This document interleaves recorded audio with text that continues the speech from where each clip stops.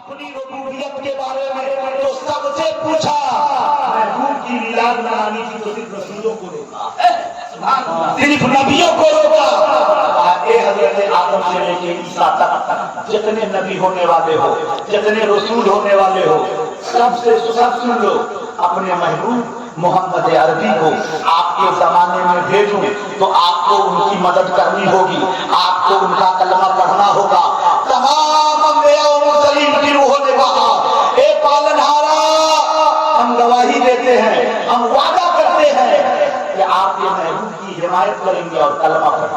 سبحان اللہ، سبحان اللہ۔ اچھا، یہ اللہ فرما کیا رہا؟ تیرے زمانے میں بھیجوں، اے آدم، اگر آپ کے زمانے میں بھیجوں، اگر آپ کے زمانے میں اپنے محبوب کو پیدا کروں، اے حضرت ابراہیم، اگر آپ کے زمانے میں محبوب کی میلاد ہو، اے حضرت اسماعیل، اگر آپ کے زمانے میں مولود نبی ہو تو آپ کو نبی کا کلمہ پڑھنا ہوگا، آپ کو محمد عربی کی حمایت کرنی ہوگی۔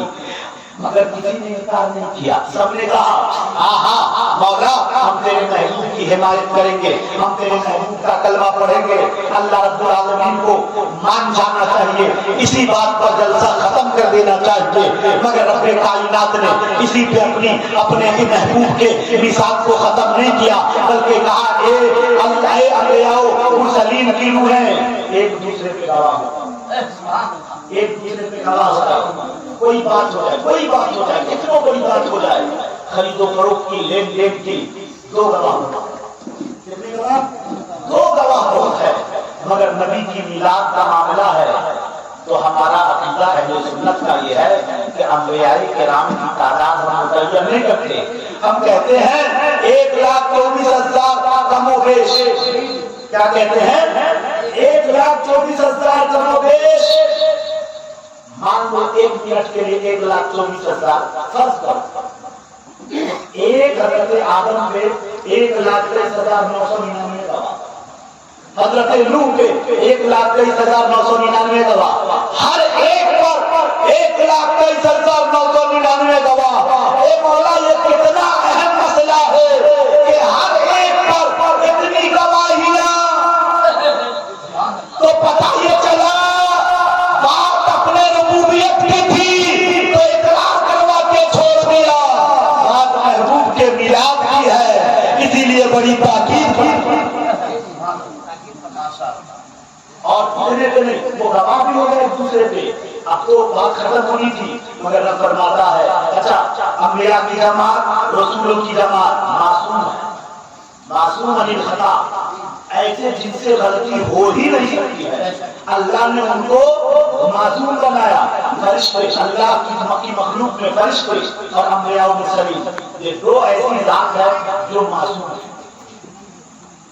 پھر اللہ فرماتا ہے سنو، اگر اپنے وعدے سے مکر گئے، رب چاہتا ہے مکرنے والے نہیں، مگر دنیا کو پتا تو چلے کہ نبی کی میلاد کا اہتمام کیسا ہوتا ہے، نبی کی میلاد کا اہتمام کیسا ہے۔ اے انبیاء و مرسلین کی روحیں، اگر آپ مکر گئے تو نبی، رسول تو رسول، اب بھی کوئی پوچھے گا نبی کی میلاد کیوں مناتے ہو؟ اب بھی کسی میں ہمت ہے کہ پوچھو نبی کی میلاد کیوں مناتے ہو؟ ہم سینہ ٹھوک کے کہتے ہیں نبی کی میلاد منانا سنت الہی ہے۔ آقا کریم علیہ الصلوۃ والتسلیم کے پیارے دیوانوں، میرے آقا صلی اللہ علیہ وسلم کی ذات وہ ذات ہے، یہ جب دنیا میں تشریف لائے تو یہ اندھیری کائنات منور ہو گئی۔ میں حضرت آمنہ فرماتی ہے میں اپنے بیٹے کے نور کی روشنی میں کیسر و کسریٰ کے محلات میں، اے میرے عزیزو، آقا دو عالم صلی اللہ علیہ وسلم کا نور پشت بر پشت، شکم در شکم، پشت بر پشت منتقل ہوتا رہا، اور جس پشت میں، جس پیشانی میں یا جس شکم میں گئے، اللہ نے اپنے محبوب کے نور کے صدقے انہیں محسوس کیا۔ حضرت اسماعیل کی پیشانی میں نور محمدی ہے، چھری حضرت اسماعیل کی گردن پہ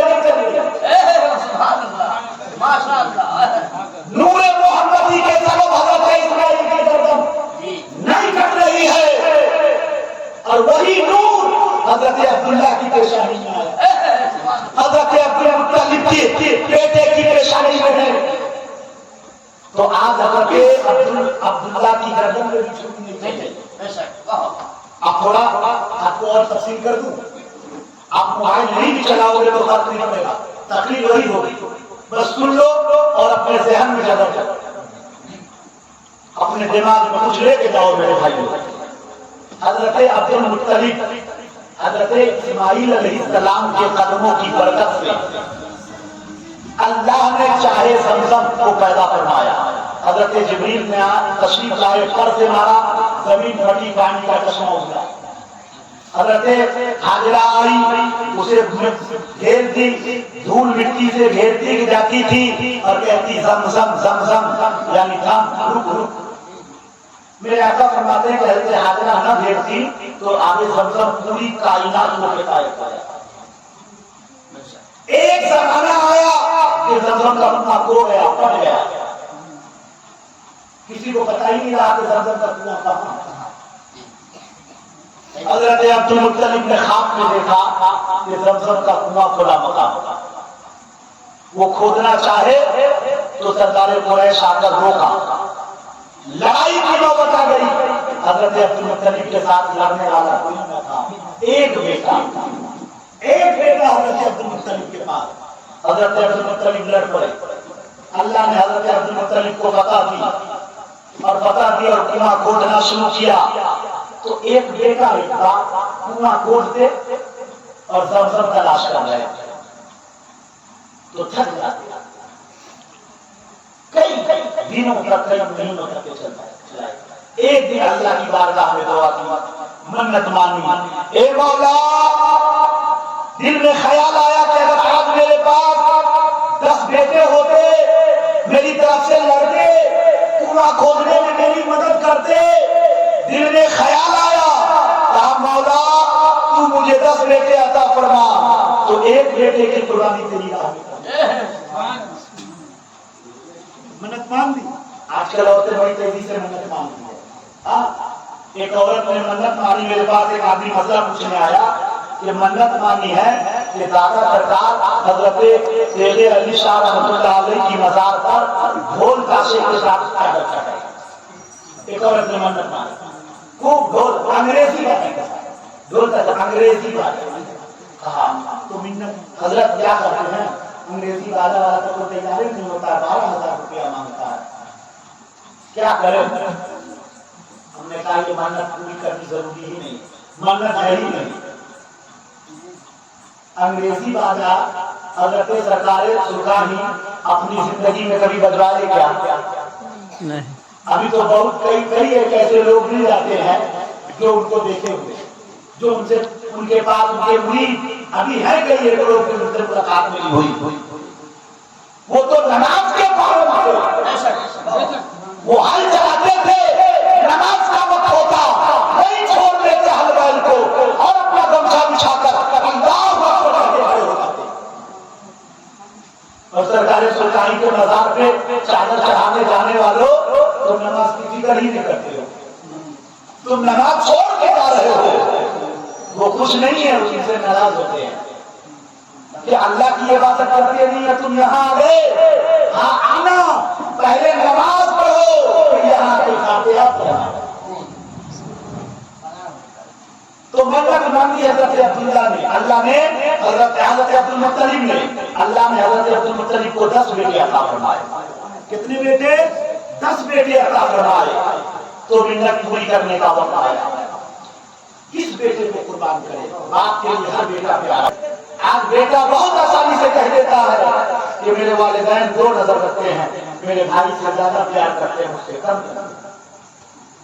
حضرت عبد المطلب کہتے ہیں کس بیٹے کی گردن پہ چھری چلاؤں اور کس بیٹے کو چھوڑوں. عبد المطلب کو تو تمام بیٹے پیارے ہیں. تو قرآن نکالا.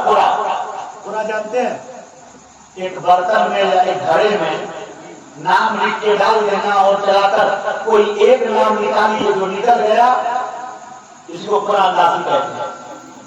جب نام نکالا تو حضرت عبداللہ کا نام نکلا. اللہ. حضرت عبد المطلب نے حضرت عبداللہ کے کلائی کو پکڑا اور کھینچ کے لے جا رہے ہیں. खाने काबा की तरफ। पूरे मक्का में शोर हो गया, क्या हजरत अब्दुल मुत्तलिब अब्दुल्ला जैसे बेटे की कुर्बानी करने जा रहे हैं। औरतें, लड़कियां, खवातीन अपने घरों से चीखे मारकर बाहर आ गई। ए सरदार, अब्दुल मुत्तलिब अब्दुल्ला को छोड़ दीजिए। पेशानी अब्दुल्ला की देखिए कितनी मुनव्वर है, अब्दुल्ला की पेशानी देखिए कितनी मुनव्वर है, अब्दुल्ला का चेहरा देखिए कितना प्यारा है। कैसे आप अब्दुल्ला की कुर्बानी कर सकते हो? हजरत अब्दुल मुत्तलिब ने कहा, हमने मिन्नत मानी है। सरदार कुरैश जमा हो गए काबे काबा में। कहा नहीं, अब्दुल मुत्तलिब हम कुर्बानी नहीं करने देंगे। हजरत अब्दुल्ला की पेशानी इतनी मुनव्वर कि एक औरत हर रोज हजरत अब्दुल्ला जब गुजरते थे तो अपने दरवाजे से झांक झांक के देखती थी और इस इंतजार में दरवाजे पे खड़ी रहती कि हजरत सैयदना अब्दुल्ला जाएंगे तो एक नजर देखेंगे। इतने खूबसूरत, इतनी मुनव्वर पेशानी। एक दिन निकाह का पैगाम भेजा।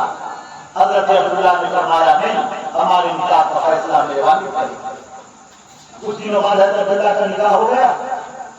आए तो वो औरत देख कर चेहरा फेर दिया। हजरत अब्दुल्ला को अजीब लगा। अपने हाथ का डाक पूछा, कल तक तो हमको देखती थी झांक झांक कर, आज मुझे देख के चेहरा क्यों फेर ली, नजरें क्यों फेर ली? उस खातून ने जवाब दिया, ए अब्दुल्ला, कल तक तेरी पेशानी में जो नूर चमकता था, हम उस नूर को देखा करते थे, हमें उस नूर के पाने की तमन्ना थी, मगर आज आपकी पेशानी में वो नूर नहीं दिख रहा है। बताइए चला पेशानी में अब्दुल्ला थे वो नूर। हजरत आमिना की शिकन हजरत आमिना के शिकने पाक में मुंतकिल हो गया। खैर मैं बता ये रहा था कि हजरत अब्दुल्ला की कुर्बानी के लिए हजरत अब्दुल मुत्तलिब खाने काबा में गए हैं। खाने काबा की दीवारों के साए में हजरत अब्दुल्ला की कुर्बानी करनी है, उनको कुर्बान करना है। सरदार मक्का ने रोका, कहा अब्दुल्ला की कुर्बानी नहीं करने देंगे। काहन को बुलाओ, काहन को बुला के किस्सा सुनाया गया, सारा मामला सुनाया गया।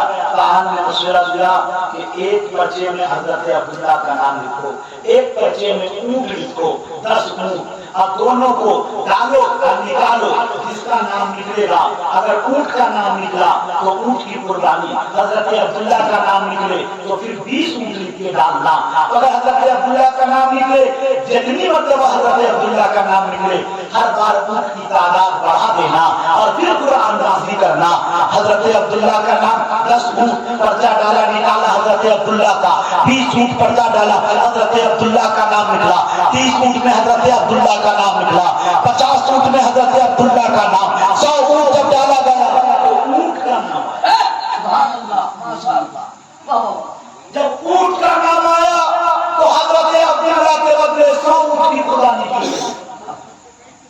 आपने सुना होगा हजरत इस्माइल के बदले ऊंट की कुर्बानी की जा रही है, गाय की कुर्बानी की जा रही है, जुगर जानवरों की कुर्बानी की जा रही है। अल्लाह ने हजरत इस्माइल के बदले कुंबे की कुर्बानी को कबूल फरमाया। वो हजरत इस्माइल की पेशानी में नूरे मोहम्मदी की हिफाजत मखसूस थी, ऐसे ही हजरत अब्दुल्ला की पेशानी में नूरे मोहम्मदी जलवागर था। तो हजरत अब्दुल्ला के बदले मेरे आका फरमाते सल्लल्लाहु अलैहि वसल्लम, मेरे आका फरमाते हैं, मेरे गुलामों, मैं हजरत इस्माइल की औलाद, हजरत इस्माइल की औलाद में सब एक ज़बीहुल्लाह का बेटा है। मैं मोहम्मद दो ज़बीहुल्लाह का बेटा हूँ। हमारे बाप हजरत इस्माइल भी ज़बीहुल्लाह है और हजरत अब्दुल्लाह भी ज़बीहुल्लाह है। अल्लाह की राह में दोनों कुर्बान किए जा रहे थे, दोनों के बदले अल्लाह ने कुर्बान किया। मेरे आका करीम के प्यारे दीवानों, हजरत आमिना के शिकने पास में वो नूर आ गया। हजरत आमिना का बयान है कि जब मेरा बेटा प्यारे मोहम्मद हमारे शिकने में आ गया, हमारे बदन में आ गया, तो मेरे जिस्म से धीमी धीमी नफीस खुशबू फैलती थी। मोहल्ले की औरतें आती है, आमिना इतना कीमती और नफीस खुशबू कहाँ से? حضرت آمنہ کہتی میں نے کوئی خوشبو نہیں لگایا، تو نہیں مانتی، نہیں آمنہ تیرے قریب سے جو ہوا گزرتی ہے نا وہ بھی معطر ہو جاتی ہے۔ اے آمنہ اتنی نفیس خوشبو کہاں سے لائی ہو؟ حضرت آمنہ کہتی ہے کہ جب میرے بیٹے محمد کی پیدائش کا وقت آیا تو جس طرح ماؤں کو بچے کی پیدائش میں درد کے جھٹکے لگتے ہیں، مجھے وہ جھٹکے نہیں محسوس ہوئے، حتیٰ کہ مجھے کوئی تکلیف نہ ہوئی۔ پیارے محمد کی پیدائش ہو گئی، جب میرے آقا کا ہوا، میرے آقا دنیا میں تشریف